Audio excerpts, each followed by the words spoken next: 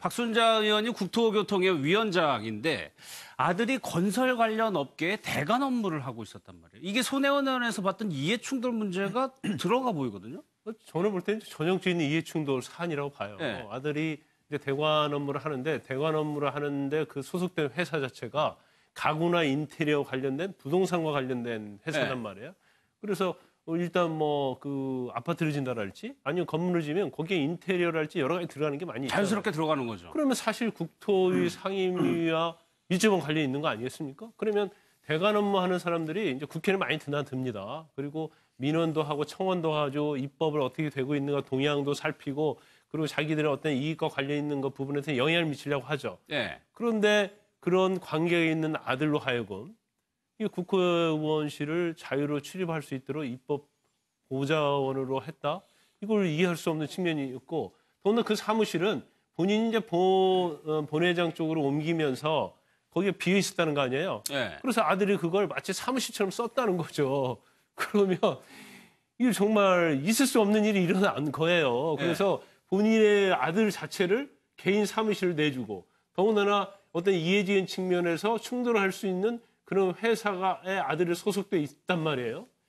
이게 과연 이게 더군다나 국회 초선도 아니에요. 더군다나 상임위원장까지 하고 있는 국회의원이 이런 일이라고 하기에 이런 짓이라고 하고 싶어요. 네. 이런 짓까지 과연 해야 할 필요가 있었을까 하는 생각이 들어요. 국회에 출입하는 거 관련해가지고 아들과 박순자 의원의 좀 얘기도 좀 들어보겠습니다. 지금 의원실 출입증을 받으셨다고 하셨는데 아닌데요. 지금은 아닙니다. 지금은 아닙니다. 그럼 과거엔 그런 적이 있으신가요? 그러면? 제가 그랬었긴 했는데 조사할 게 있으면은 제가 좀 도와주기도 하고요. 뭐 지역 활동할 때 조직 관리 같은 거나 제가 좀 역할이 있어서 그렇게 해서 쓰였던 거지 뭐. 국회의원이 엄마고 아버지면은 들어오는 게 뭐가 어렵겠습니까? 반 이상 관리는 해주는 거는 사실입니다. 남들한테 뭐 공개하지는 않지만. 이거는 아들이 국회에서 뭘 했는지 분명히 밝혀야 할 것이고요.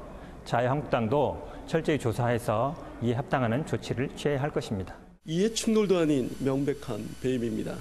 작년 상반기부터 현재까지 아들이 이용한 사무실 비용은 추정해 반납해야 할 것입니다. 민 변호사님, 정의당에서는 이거는 배임이다라고까지 얘기하는데 그럴 가능성도 있습니까? 이게 사실은 이제 비어있는 사무실을 네. 아무런 대가 없이 사용했다라는 점에 대해서는 물론 정의당의 이제 목소리도 이해는 됩니다. 사실상 정의당이 이제 밝힌 입장을 보면 힘없고 작은 정당은 국회에서 회의할 곳도 없어서 사실은 공간이 굉장히 부족한데 이 아들 같은 경우에는 버젓이 사실 개인 사무실을 이용했거든요. 네. 그러니까 그런 걸 본다라면 사실은 이게 그 공간이 남아돈다라고 하면 다른 뭐 의원이 사용하도록 하든지 아니면 뭐 당 차원에서 사용하도록 하든지 어쨌든 효율적으로 그 공간을 돌렸어야 되는데 그게 아니라 정말 개인적인 사유로 개인적으로 아들에게 저를 사용을 하게 했다라는 것은 배임의 소지도 있을 뿐만 아니라 사실은 개인적인 사실 도덕성 문제도 이제 제기될 수 있는 상황이라고 봅니다. 예. 그런데 이게 대관 업무를 하시는 분들이 대체적으로 본인 회사 관련된 정보를 가져오는 역할인데 출입 기록을 아예 안 남기려고 입법보조원으로 등록한다는 얘기도 있거든요. 그렇죠. 사실은 저 같은 경우는 이제 국회를 출입하게 되면 국회에 상시 출입하는 기자들은 출입증이 있습니다. 나오죠. 그렇지만 국회에 제가 누구를 만나러 가면 거기에서 제 신분증을 내고 거기에 이제 면회 기록을 쓰게 돼요. 그러면 그쪽에서 면회실에서 그쪽에 연락을 합니다. 자, 이런 분이 왔는데 만나시겠느냐? 아니면 연락하셨냐? 그래서 확인이 되면 이제 올라가는 거거든요.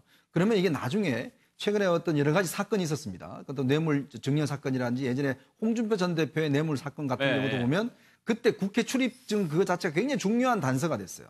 그러니까 언제 어디에 들어갔느냐. 당시에 줬던 사람이. 그렇기 때문에 이거는 사실 국회 출입 같은 경우는 굉장히 엄격하게 통제를 하고 있는 것이거든요. 더군다나 지금 이 아들 같은 경우는 지금 관련된 상임위와 어머니가 관련된 상임위와 연관된 회사에 대관 업무를 하잖아요. 대관 업무라는 게 사실은 말이 대관이지. 어떤 데서 대국회 상대한 로비거든요. 자, 우리 회사 이렇게 하는데 좀 더 뭐 봐주실 가든지 뭐 이런 질문 좀 하지 말아 달라든지 뭐 등등 이런 것들을 부탁하는 위치인데 문제는 그게 아무런 기록이 남지가 않아요. 상시 출입증 가지고 있으니까 원래 국회의원은 2명 정도의 입법 보조원을 둡니다. 근데 이 입법 보조원은 이제 임금은 주지 않습니다. 그런 이제 국회의원이 개별적으로 그냥 돈만 주면 되는 것이고 국회 차원의 전혀 어떤 다른 혜택은 없고 단지 출입증만 발급해 줄 수가 있어요. 그러니까 그렇기 때문에 문제는 그러면 박순자 의원이 뭐 아들이기 때문에 뭐 금품을 줬는지 안 줬는지는 모르겠지만 그러나 일단 출입증을 줬다는 것 자체는 예. 왔다 갔다 하는 기록이 전혀 없어요. 그리고 예를 들어 누구도 방해된 다 들어갈 수가 있습니다. 자, 어떤 돈이 가서 어떤 정보를 취득할 수도 있어요. 자, 국회에 들어가면 일단 이 출입증 들어가면 자료들이 널려 있어요. 그렇기 때문에 사실은 국회 신분증을 줄 때 신원조회를 굉장히 까다롭게 하거든요. 그러니까 그런 면에 비춰봤을 때 박순자 의원이 뭐 다들 그렇게 한다? 엄마 아빠가 아직 국회의원이니까 들어오는 건 당연하다? 저는 도대체 국회의원 3선 하신 분이 네. 저런 식의 인식을 갖고 있는지 모르겠어요. 그렇기 때문에 이거는 굉장히 제가 볼 때는 문제가 조금 조사하면 심각한 문제 같아요. 왜냐? 이분이 지금 회사와 관련돼 있는 문제고 또 지금 지역에 뭐 조직 활동도 했다는 거 아니겠습니까? 네. 아니 회사에 지금 직원분이 왜 엄마의 지금 지역 관련된 정치 활동도 하고 있다는 것 자체는 이것도 문제가 될 수 있는 거거든요. 예.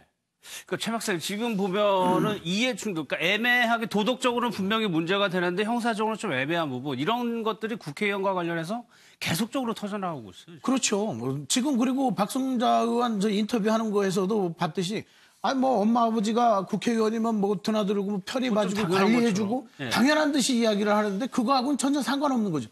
어머니 아버지가 국회의원이지 아들이 국회의원은 아니고 입법보전 24시간을 국회 우리 들어가려면 정문에서 한번 검문을 하고 그리고 또 의원회관 들어가게 되면 또 거기서 검문을 하는데 국회의원실 들어가면 한 30에서 40평 정도가 되는데 그걸 여의도에 비슷한 위치에서 사무실 임대하려면 200에서 300만 원 정도 들어가는 거거든요.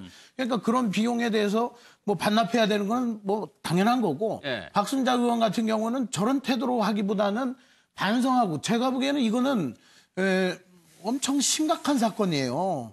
사실 비어있는 자기는 이제 본청으로 이제 위원장이니까 들어가고 의원회관이 비어있는 사무실을 아들에게 그냥 편하게 쓸 수 있게 해주고 예. 그걸 출입증을 주고 할 수 있게 그렇게 배려를 해줬다. 이건 배려가 아니고 제가 보기에는 저는 배임 이상의 어떤 법적인 책임을 물어야 되지 않을까. 국회 차원에서 징계를 해야 되는 사안이죠. 당 차원이 아니죠, 이거는. 알겠습니다.